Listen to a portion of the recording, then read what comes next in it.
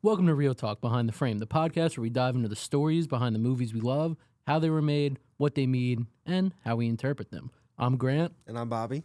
I'm Dakota. And this is Real Talk. That's all. That's Oh. it. Just like that. Just like that. Over the next few episodes, we'll be looking at a few films that have stuck with us, not just for how they were made, but also how they made us feel.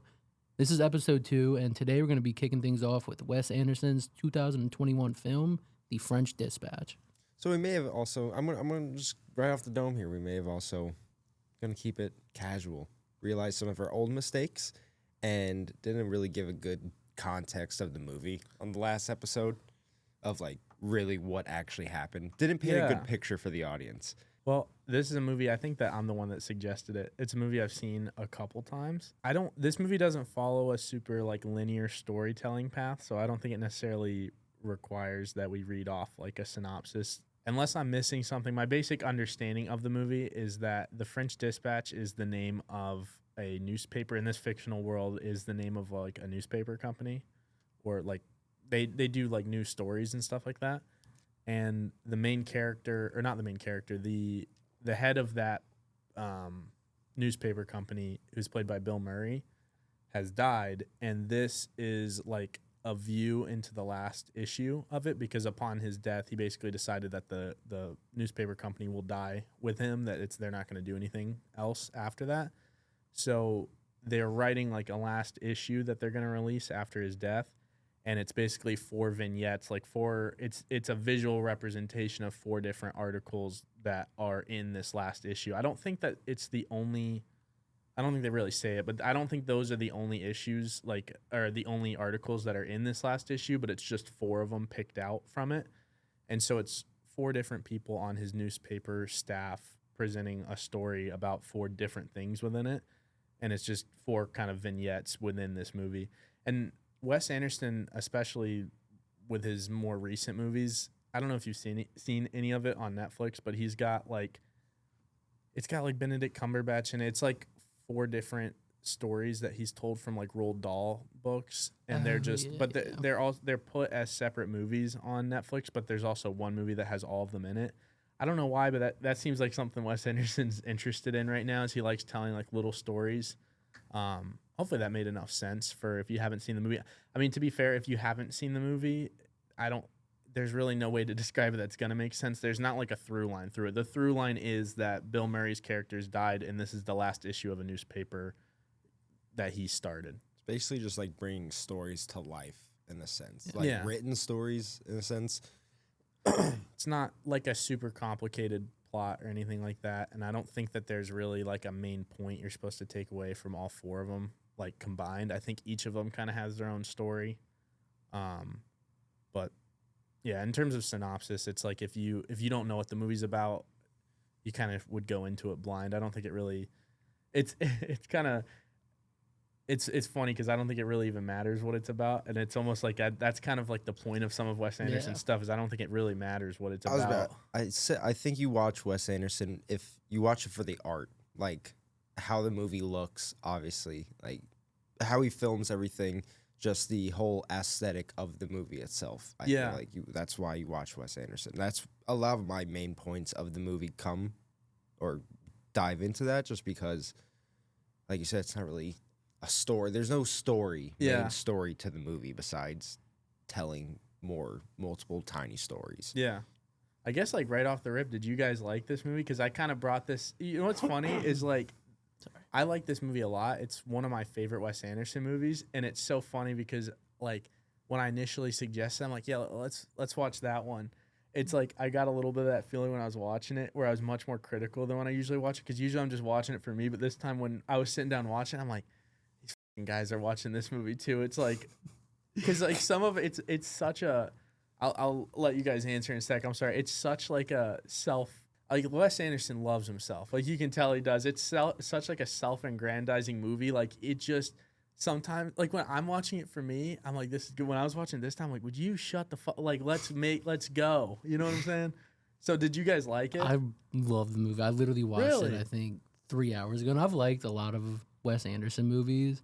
It's kind of like you were saying, there's really no direction in this movie.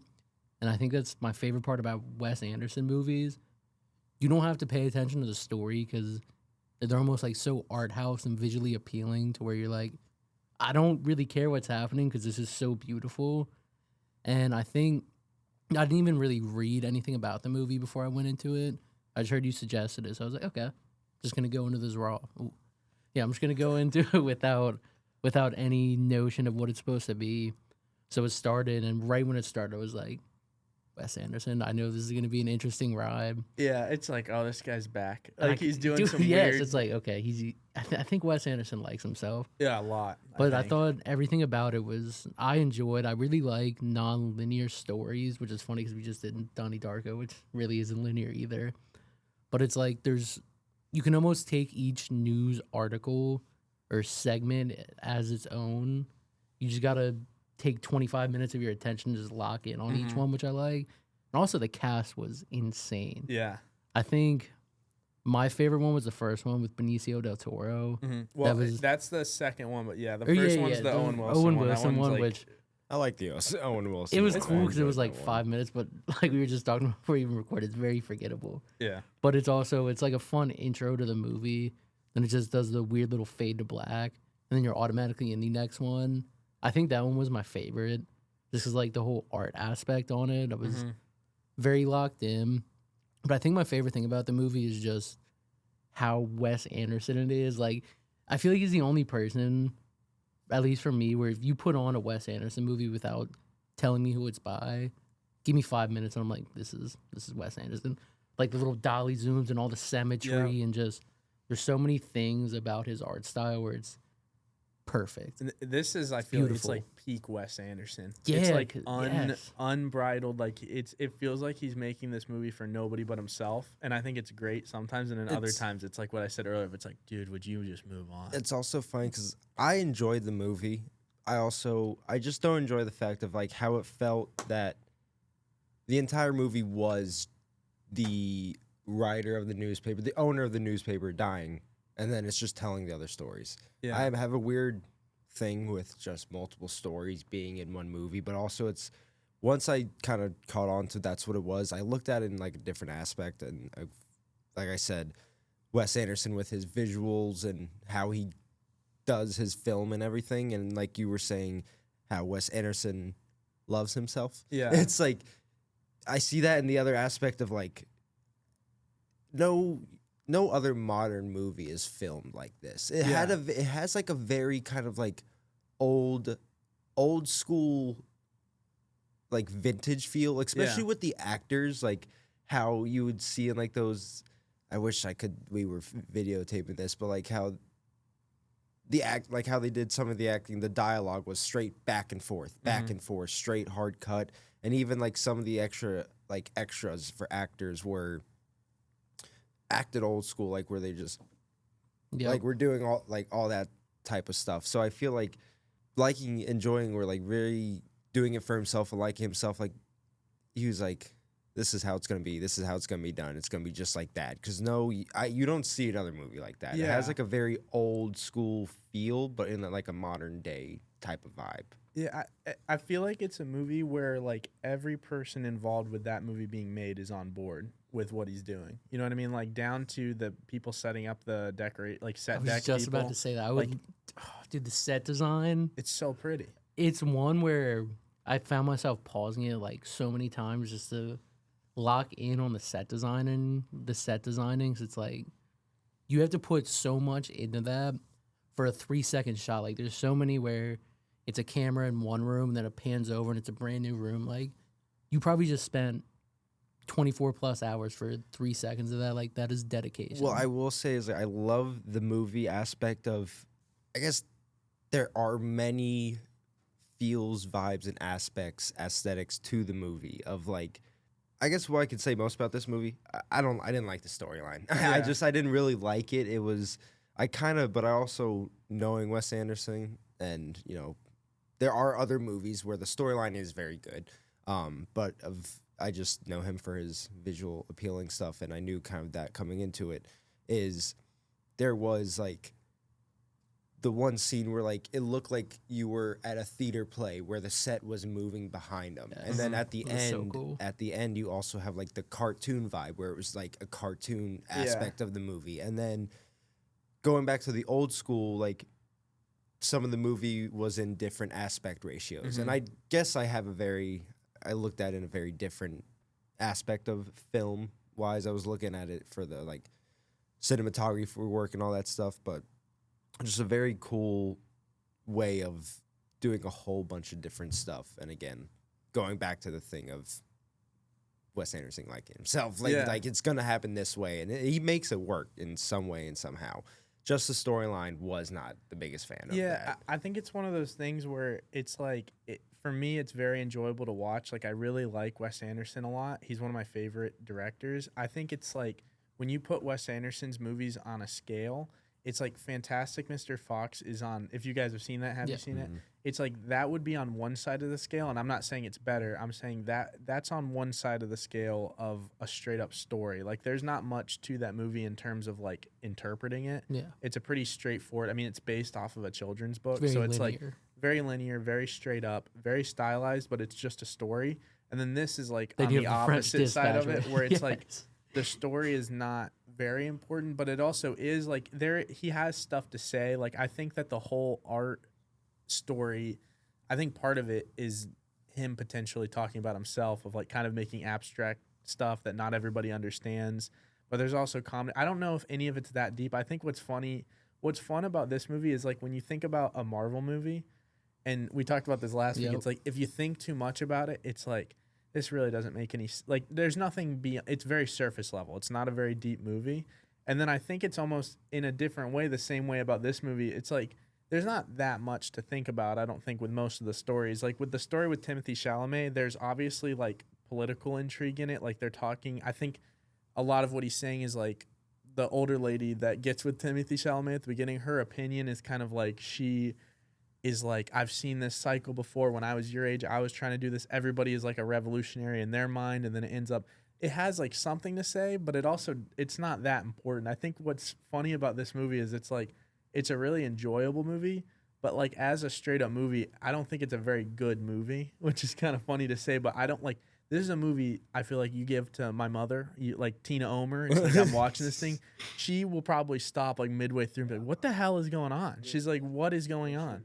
This one will probably be a shorter one because there's just not much to talk about it. Thanks, Dakota. Yeah. I mean, that's fine because, we only needed to be 15 minutes. Yeah, we just need 15 to grab out of it. Been grading a lot of stuff since the first episode. A lot of stuff. Like grading anything that happens in life.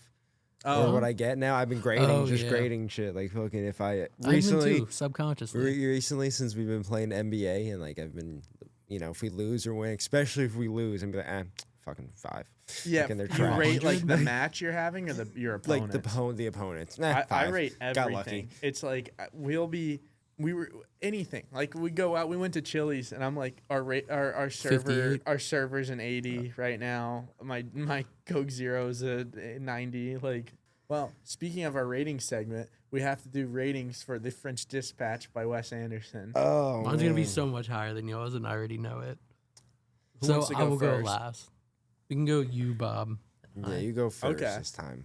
I think off the top of my head, it's so crazy because whenever I do ratings, I sit here and I'm like, I'm not sure, and then a number comes to my head, and I go, I feel like I know what you're about to say. I know what I'm about a 92. Holy shit! I thought you were gonna say 74, dude. I love this movie. So you just shit talk the whole movie, and then you're like, yeah, 94. It's I respect interesting that. how that goes because I was like starting to get agitated at a certain point when we were talking about it. I'm like, this movie, you know what I'm saying? That's half the beauty of it too. Yeah. Like if you could hate on something that much, still give it a 94. It's like you did something right. 92, Grant. I gave it a 92. Sorry, I tried to sneak those 2 points in. Sorry. I'm putting it at a firm 92, but there's even minutes within this podcast where I'd put it at like a 70, 92.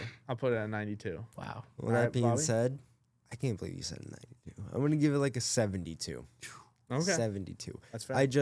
It is just so visually pleasing, and that's probably me because, I would love to be a cinematographer and just how it looks and doing a bunch of stuff that isn't normally done. But I also love a good story. Or like even like if it's not good, like Donnie Darko, at least, it made me think. There's definitely it made me think in a good way. Like You know, like Yeah, it provoked thought. this didn't. It made me think, but not in a good way. Like it's like why I don't want to have to rewind to try and find something. You know what I'm saying? Well, Like it makes you not think, but and then you sit there and it's like, it makes you think so hard you glaze over. yeah, Your like brain overheats.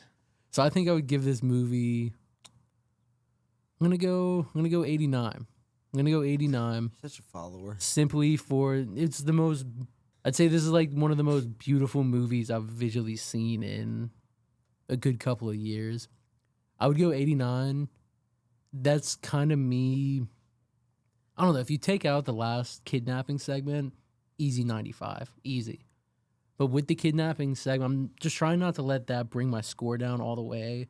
I feel like that really discredits everything else about the movie, which is why I'm going to go 89. I don't think it deserves to be in the 90 territory simply for the kidnapping scene.